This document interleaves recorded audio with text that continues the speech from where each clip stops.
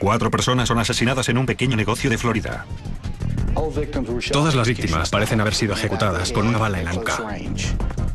Tiene que haber sido un monstruo para dispararles así en la cabeza. La policía no encuentra armas, ni huellas dactilares, ni pista alguna. El autor había sido un perfecto desconocido. Se debe recurrir a un equipo especial. Debíamos utilizar todos los recursos disponibles. A continuación, la matanza de la fábrica Erie. Miércoles 3 de diciembre de 1997. Cae la noche en Bartow, en Florida, conocida por sus enormes robles y su apacible estilo de vida. Sus residentes pocas veces se preocupan por la criminalidad. Pero mientras la ciudad se prepara para la noche, en el hogar de Frank Dosso, su esposa se siente embargada por una extraña intuición. Sabía que si no estaba en casa a las 6, algo grave había pasado. Sus hijas gemelas celebraban su 10º aniversario. Frank había prometido a su mujer que volvería a casa de la fábrica Erie a tiempo para la fiesta. Era cumplidor, el tipo de padre y marido que siempre hacía lo que prometía. Se había dicho que estaría en casa 1 hora, así iba a ser. Frank no es el único que se retrasa. Su hermana Diane y su marido George Patiso, que trabajan en la misma empresa, tampoco han llegado. Preocupados, Phil y Nicoletta Dosso, los padres de Frank y de Diane, deciden pasar por Erie para ver por qué se retrasan. En el interior de la fábrica harán un macabro descubrimiento. Phil Dosso llama al 911. 911, emergencias. Mi hija. Oh, Dios mío. Dios mío. No sé qué ha pasado. Sé que me puse a gritar. Me estaba volviendo loco. Me estaba volviendo loco. Mi mujer estaba volcada encima de mi hija. Gritaba a todo pulmón. Oh, Dios mío, Dios mío. El cuerpo de Diane Patiso fue descubierto por su madre. Se la puede oír gritando y llorando al fondo, mientras el señor Dosso llama al 911. Oh, Dios mío, Dios mío. ¿Ha apuntado la dirección? Siga hablándome. Phil registra rápidamente el resto del edificio y se topa con una matanza. ¿De qué se trata? Hay 3 personas asesinadas. ¿Qué ha sucedido? No lo sé. He encontrado 3 personas muertas, tiroteadas. Oh, Dios mío. El hijo de Phil, Frank Dosso, su socio George Gonsalves y su yerno George Patiso aparecen en un despacho asesinados a tiros. Mi hija, mi socio, mi hijo, mi yerno, están todos muertos. Oh, Dios mío, no sé qué ha pasado. Los primeros en llegar son los agentes de policía de Bartow. Llaman al Departamento de Policía de Florida. El detective Tommy Ray se encarga de la investigación del escenario del crimen. La primera oficina, a la derecha, es ahí donde aparecieron 3 de las víctimas. Al parecer, habían muerto todos allí mismo. Los 4 habían muerto a tiros. Era uno de los crímenes más horrendos jamás presenciados en Bartow. Al caer la noche, todo el pueblo sabía la noticia. La policía y los residentes temen que se trate de la mafia. A veces tenemos un asesinato, 1 o 2 al año, pero nunca habíamos visto crímenes como este, con 4 personas asesinadas. En esta ciudad puedes sentirte seguro cuando paseas de día o de noche. Nadie esperaría ese tipo de cosas en una localidad como esta. Muy pronto el acontecimiento sacudió todo el condado, porque nadie sabía si se trataba de un acto deliberado, si esta familia, este grupo de la fábrica Erie, fue víctima de un asesinato planificado por algún motivo desconocido. La empresa Erie Manufacturing era un negocio familiar que fabricaba sistemas transportadores para grandes almacenes y tintorerías. Phil Dosso y su mejor amigo, George Gonsalves, habían fundado la empresa 25 años atrás. En el último año, el negocio había iniciado un marcado crecimiento. El negocio estaba en plena expansión y cosechando buenos beneficios. El escenario del crimen parece indicar que se ha tratado de un atraco. Los cajones están vacíos y hay papeles por todas partes. Pero los investigadores descartan pronto esta teoría. Los casos de atraco habitualmente son en un lugar donde hay dinero en efectivo. Los atracadores buscan dinero en efectivo para utilizar sin problema, y aquí no lo había. Pero encuentran una intrigante pista. En esta zona de aquí había una silla de vinilo azul con huellas de zapatos. Y justo encima de la silla, una balda del techo estaba levantada, como si alguien se hubiera subido a la silla para subir luego al escritorio y sacar algo de la balda del techo. Durante las siguientes 24 horas, los especialistas forenses peinan el lugar de los hechos. Los investigadores esperan encontrar ADN, sangre o muestras de cabellos que les guíen hacia él o los asesinos.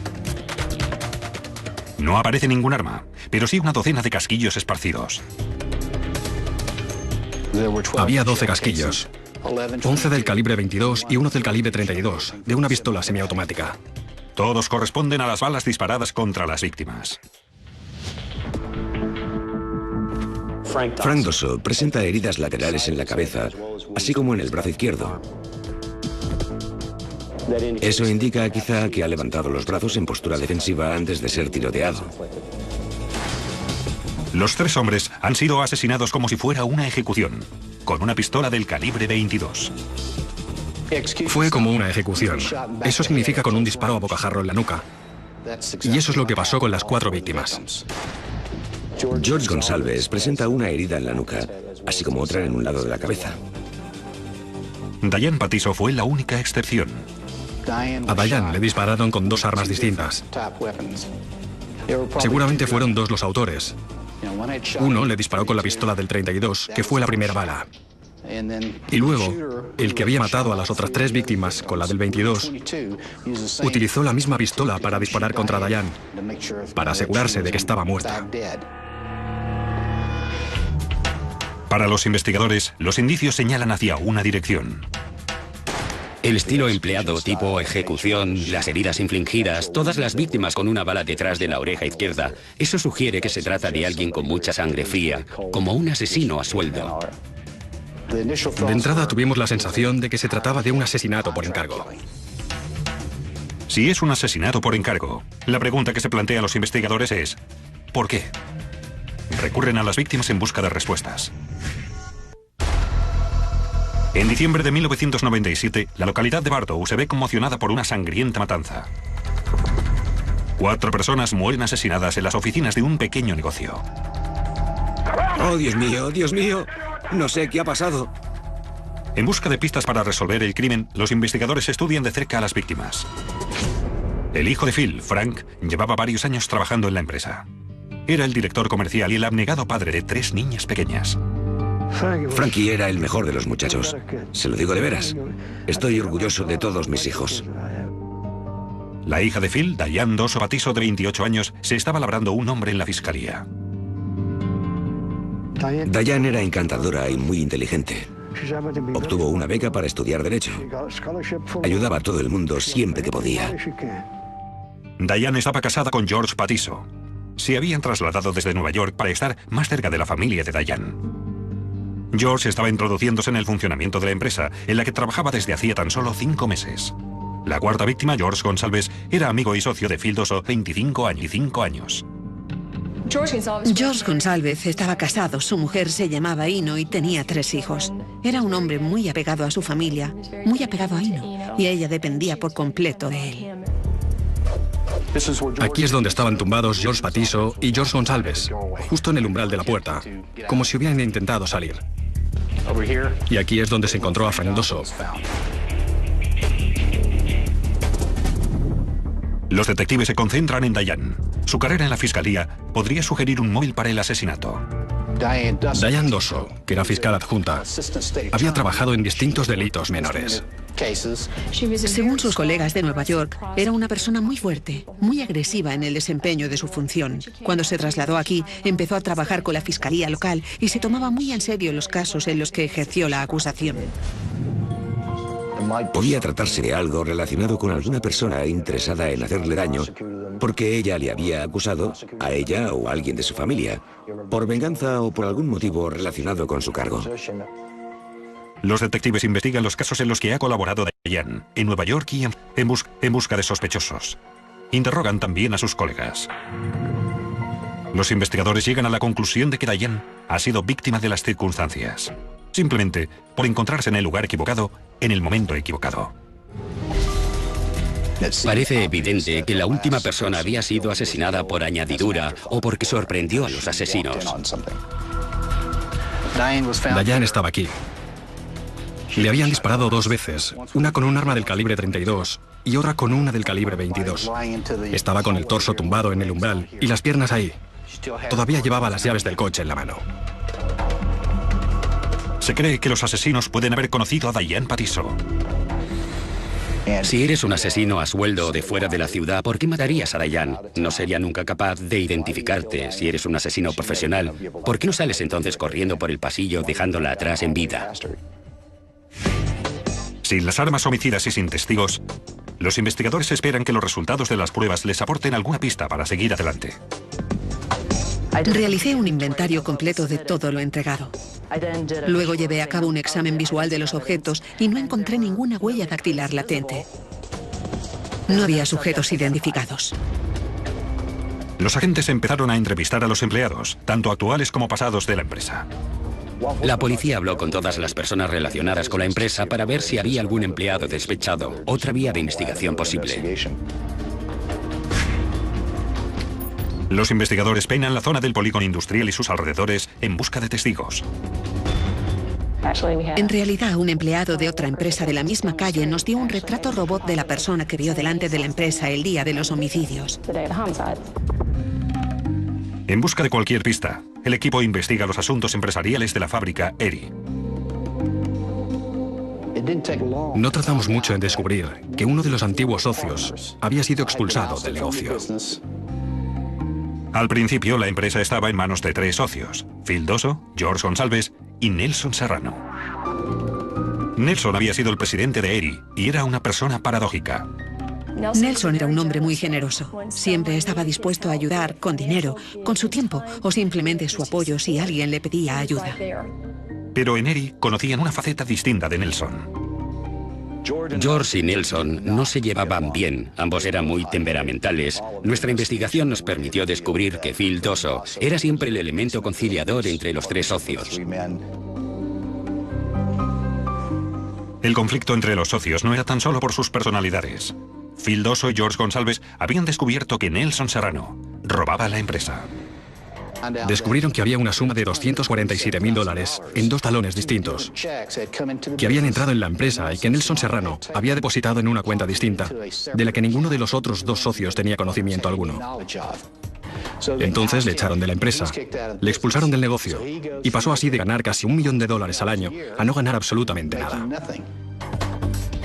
El hijo de Nelson Serrano, Francisco, también fue despedido de la empresa. Francisco Serrano, que era el contable, se negaba a permitir que Phil Doso y George Gonsalves, los socios de su padre, tuvieran acceso a los libros de contabilidad. Francisco fue despedido, expulsado de la empresa. Los 2 Serrano, padre e hijo, se convierten en personas interesantes en la investigación.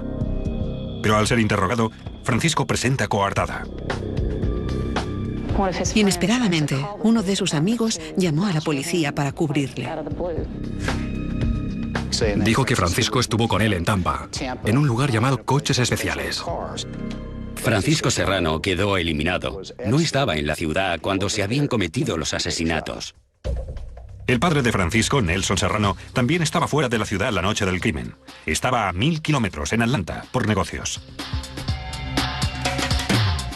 Cuando la policía entró en contacto con él, regresó a Bartow y se presentó en comisaría al día siguiente diciendo que había estado en Atlanta, que había sufrido un ataque de migraña y había estado en su habitación de hotel. El equipo operativo envió a sus investigadores al hotel para comprobar la coartada. Conseguimos un vídeo de las cámaras de seguridad del hotel grabado durante el periodo de tiempo alrededor de los hechos, el día antes, el día del crimen y el día siguiente. Y Serrano aparecía en efecto varias veces en ese vídeo. Nelson Serrano quizá tuviera un móvil, pero su coartada parece cierta. Y no hay ninguna prueba física que le relacione con los asesinatos. No había rastros de ADN, huellas dactilares ensangrentadas, ni nada parecido que pudiéramos relacionar con un sospechoso, ni cabellos ni fibras. Por lo tanto, estábamos atascados, con un móvil, pero sin los medios. Cuando no tienes testigos oculares ni pruebas forenses, y además es bastante obvio que no ha sido un atraco, sabes que te espera una larga investigación. Los investigadores no avanzan. Repasan todas las pruebas de las que disponen en busca de la pieza perdida. Y por fin la encuentran. Una pista que había pasado desapercibida y que permitirá resolver el caso. Han pasado 2 semanas desde los asesinatos de Diane Doso Patiso, George Patiso, Frank Doso y George Gonsalves en las oficinas de la fábrica Erie, en el centro de Florida.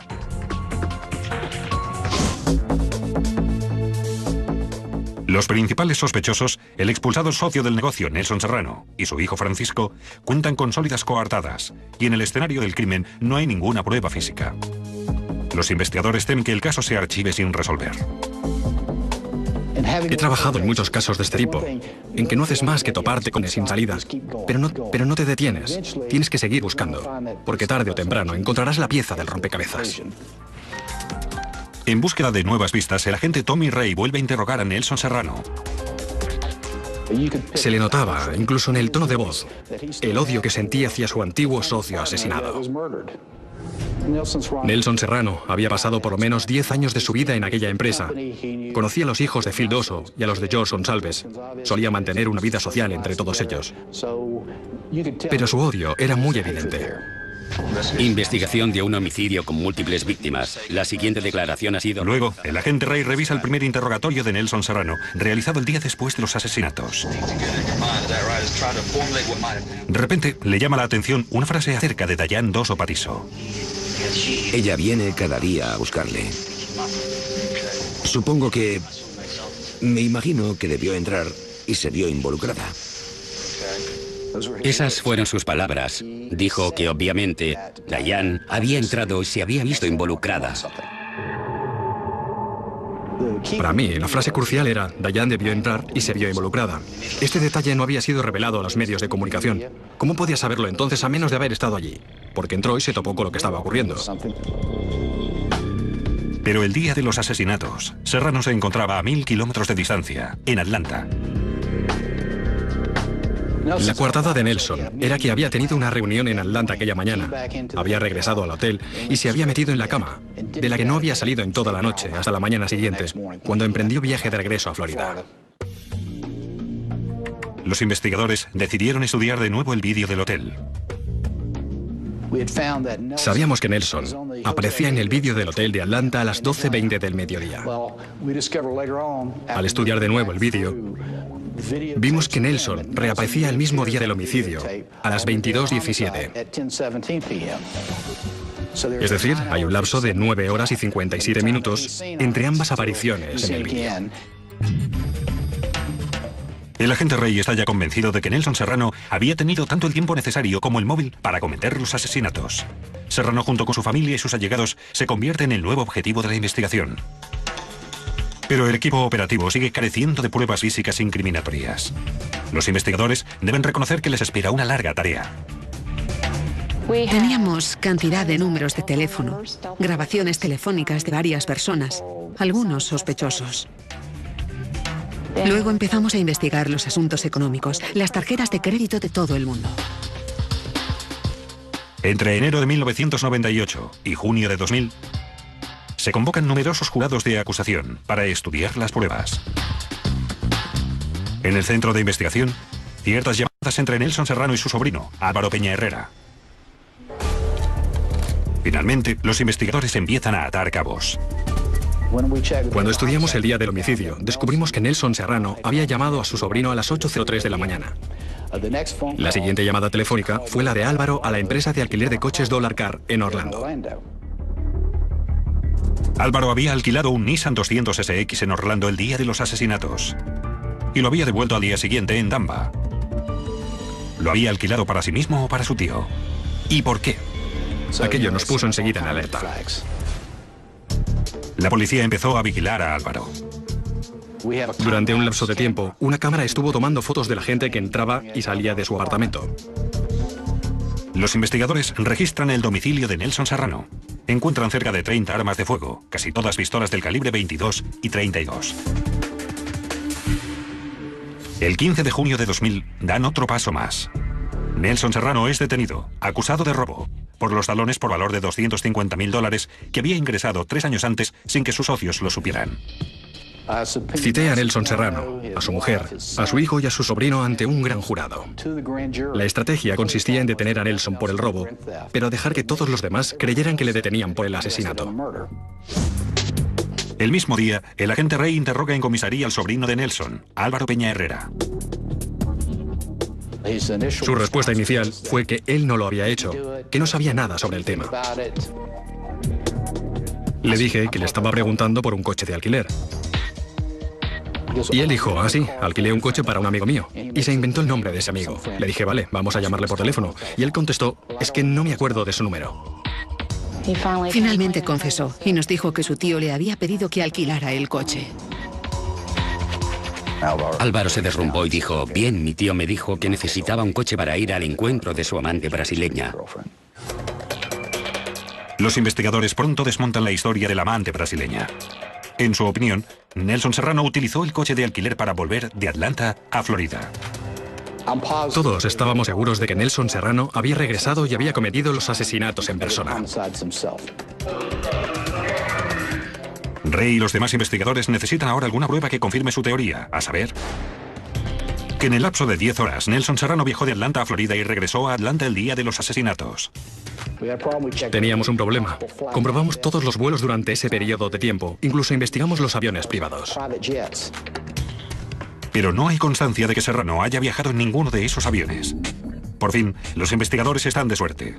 En febrero de 2001, el agente Tommy Ray visita a Phil y Nicoletta Dosso.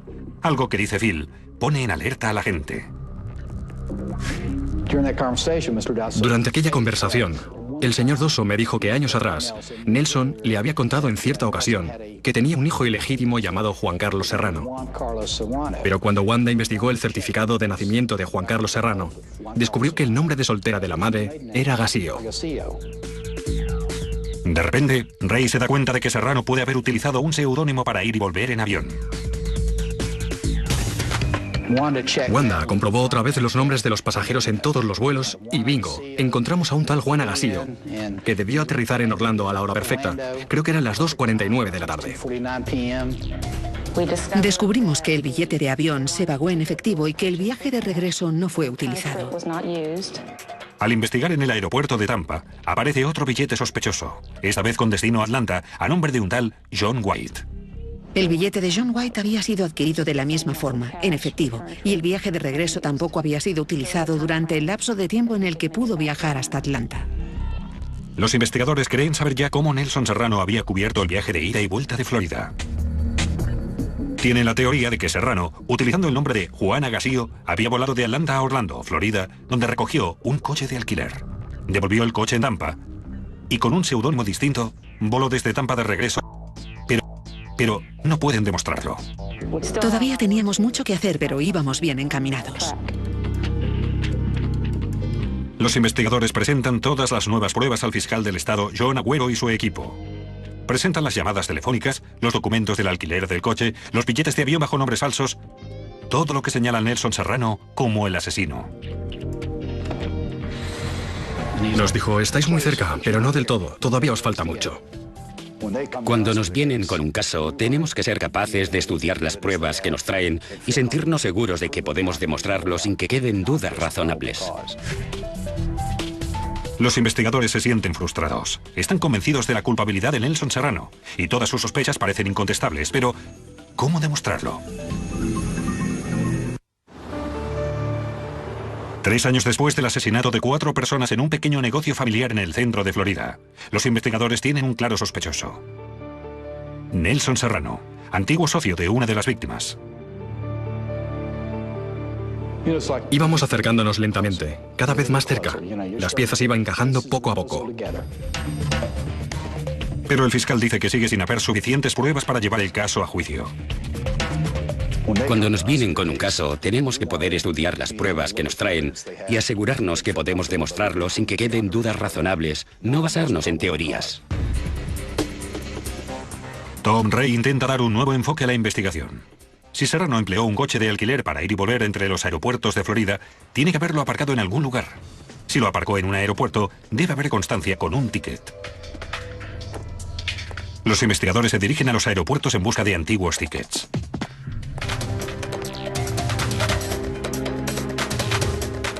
Estudiamos esos tickets y había miles de ellos, pero sabíamos el lapso de tiempo que buscábamos y estaban ordenados cronológicamente. Los investigadores están con un filón.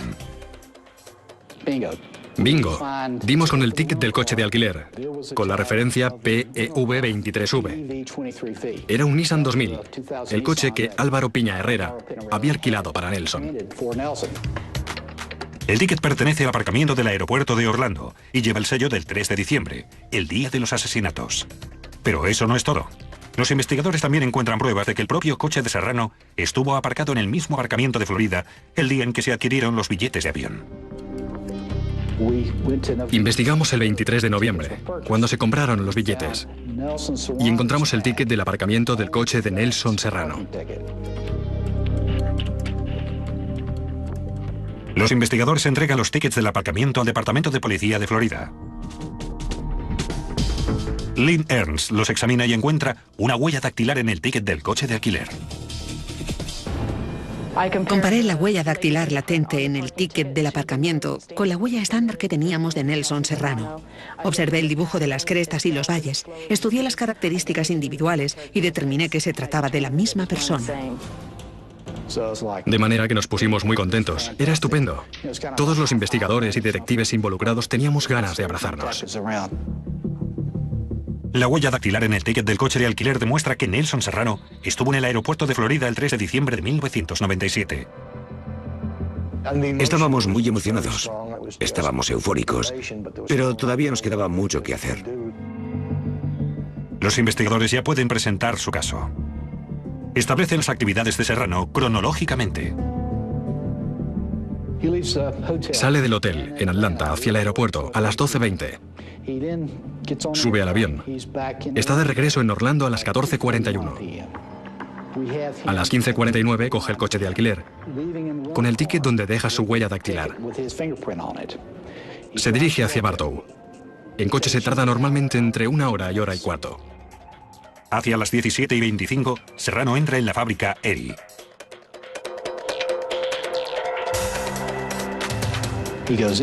Entra en la fábrica. La puerta está abierta porque Diane Patiso está a punto de llegar para recoger a su marido y a su hermano. Entra en su antiguo despacho, donde encuentra a Frank Dosso, George Patiso y a su antiguo socio, George Bess.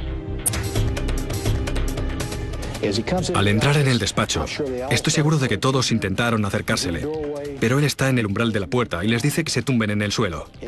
Y mientras obedecen, dispara contra George Gonsalves y George Patiso inmediatamente. Se derrumban. En cambio, Frank Dosso está en otra parte del despacho.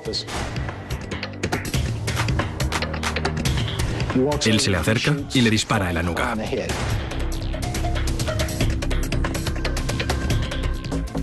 Los investigadores opinan que es en aquel momento cuando Serrano deja la huella de su zapato en la silla de vinilo. Se sube a la silla, desplaza una balda del techo y saca una pistola del 32. Sabía que había dejado aquella pistola en el escondrijo, donde según un antiguo empleado solía esconderla. Entonces Serrano oye a Diane entrando en el edificio.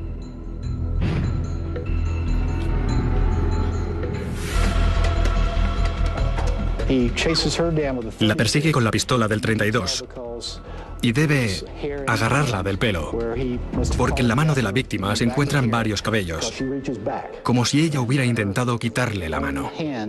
Entonces le dispara con la pistola del 32.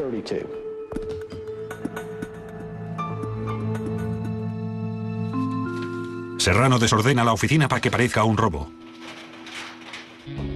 y se marcha hacia el aeropuerto de Tampa. El avión sale a las 20:20 de la noche. Tarda 1 hora desde Bartow hasta Tampa.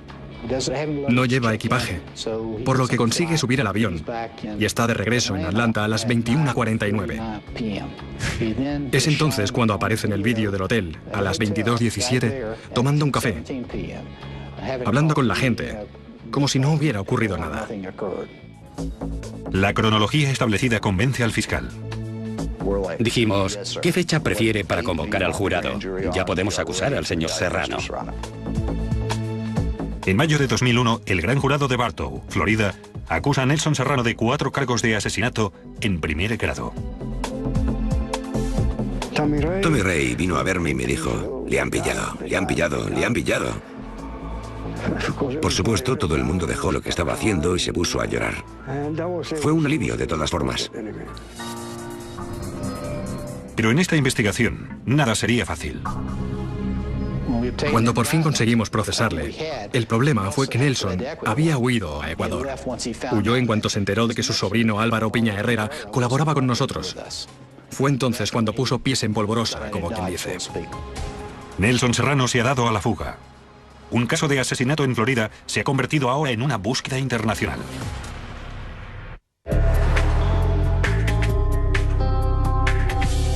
Tras 3 años y medio investigando la matanza de Erie Manufacturing, el agente especial Tommy Rey y su equipo han reunido por fin suficientes pruebas para procesar a Nelson Serrano. Pero se topan entonces con un nuevo obstáculo. Serrano ha huido del país y se esconde en Ecuador. Era tan frustrante saber quién ha cometido el peor crimen en la historia de tu ciudad, saber dónde está, pero no saber cómo conseguir que vuelva. El equipo operativo inició los trámites de la extradición. Las extradiciones están sujetas a una regulación muy específica. Nos dijeron que no teníamos la más mínima posibilidad de que Ecuador extraditara a un ciudadano ecuatoriano. El caso parece estancarse definitivamente. Pero de repente se produce un golpe de suerte. Me alojaba en el hotel Embassy Suite y vi un cartel de una convención de la inteligencia militar internacional. Rey no se resigna a rendirse. Se introduce en la reunión y conoce a un coronel del ejército ecuatoriano. Le dije, señor, si pudiera concederme 10 minutos de su tiempo, necesito realmente su ayuda. Estoy trabajando en un asesinato cuádruple. Nuestro sospechoso ha huido a Quito y tenemos que encontrar alguna manera de hacerlo regresar a Estados Unidos. El coronel da una nueva esperanza al agente Rey. Me dijo que no me preocupara por la Constitución ecuatoriana, ni por lo que me dijeran, porque quizá no tuviera la doble nacionalidad. Así que obtuvimos la orden de detención provisional, la extradición y volamos a Ecuador. En agosto de 2002, Rey presentó la petición de extradición de Nelson Serrano a las autoridades ecuatorianas.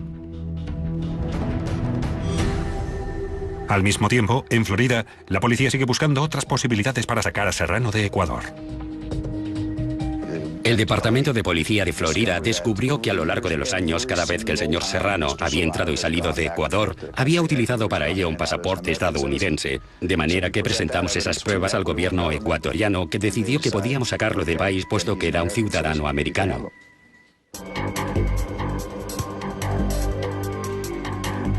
Los agentes de policía ecuatorianos colaboran gustosos en la búsqueda de Serrano. Por fin le detienen en un restaurante donde está cenando con su mujer y unos amigos.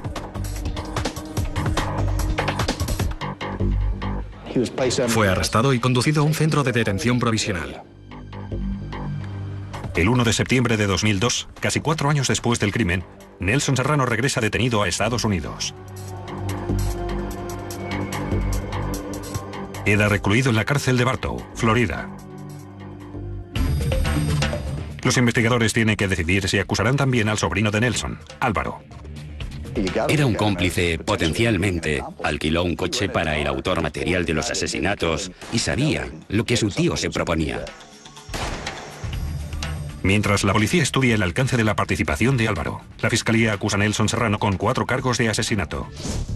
La acusación necesita ahora presentar unas pruebas tan sólidas como lo era la coartada original de Serrano. Finalmente, todo dependerá de una prueba física y una distribución temporal muy ajustada. Es una cadena de acontecimientos muy bien conectados que llevan hasta una conclusión inevitable.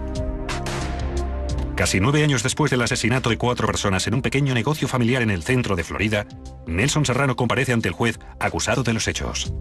¿Reconoce la prueba número 209 de la acusación pública? Sí, señor, la reconozco. Un elemento crucial para la acusación es el vídeo de seguridad del motel de Atlanta donde se alojó Serrano. En una espectacular maniobra, la fiscalía utiliza la coartada de Serrano en su contra. Le dije al jurado, aquí tenemos a ese individuo con la misma ropa con la que se le ve en el vídeo a las 10 y pico de la mañana y a las 10 y pico de la noche. Afirma haber estado todo el día en su habitación con una fuerte migraña y baja a recepción cuando ya son casi las 11 de la noche vestido con un blazer y un jersey de cuello alto. Muy poco probable.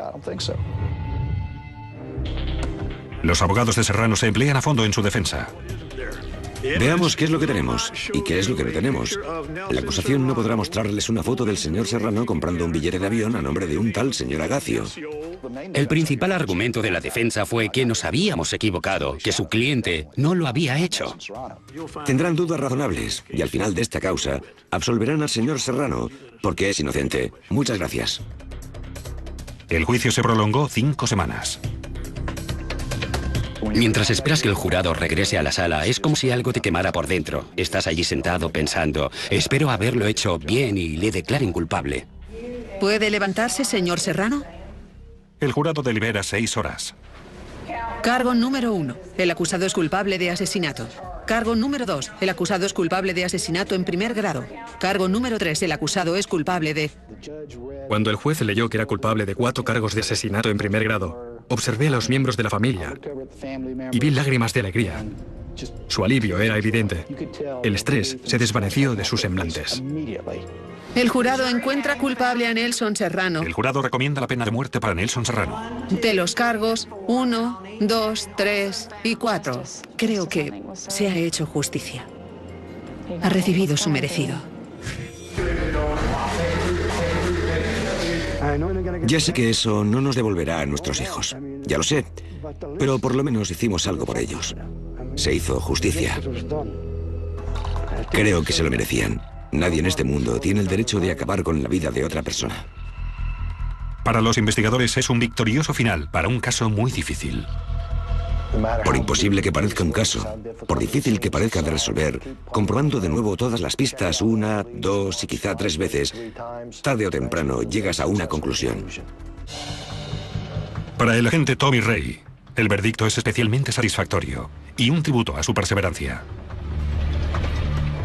Al principio de este caso, un agente del FBI me dijo que sería el caso de mi carrera. Me dijo, quizás debas dedicarle todo a tu carrera. Y realmente tenía razón.